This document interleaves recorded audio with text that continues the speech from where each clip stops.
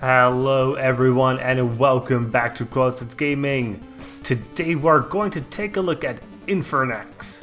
This metroidvania promises to show you lots of gore in an old-sky pixel art action platformer where nothing will be given to you for free.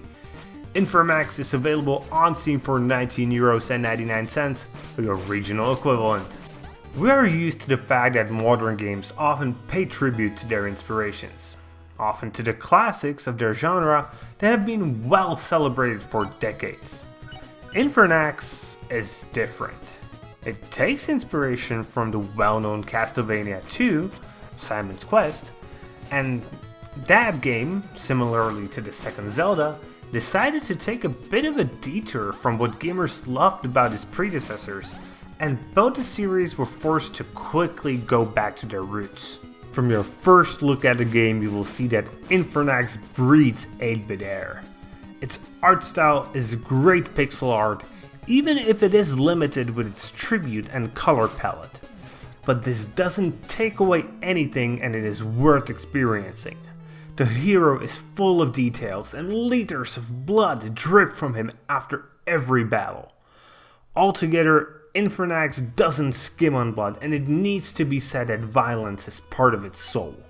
Everything is brutal, disgusting, and perhaps even a bit scary at times.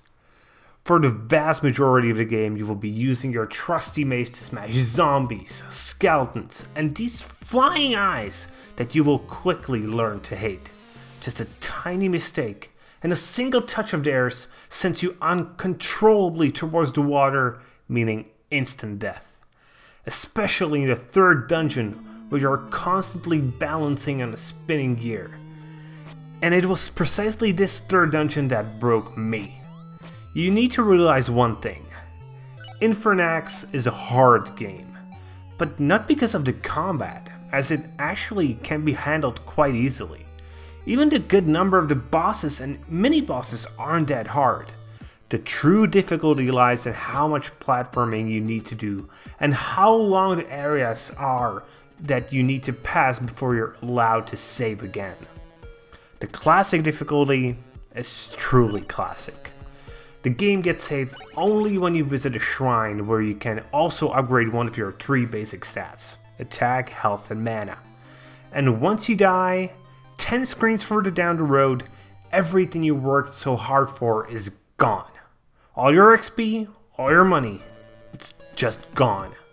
I managed to pass through 2 of the dungeons on the classic difficulty, but in the third, I will admit, I switched to being a filthy casual.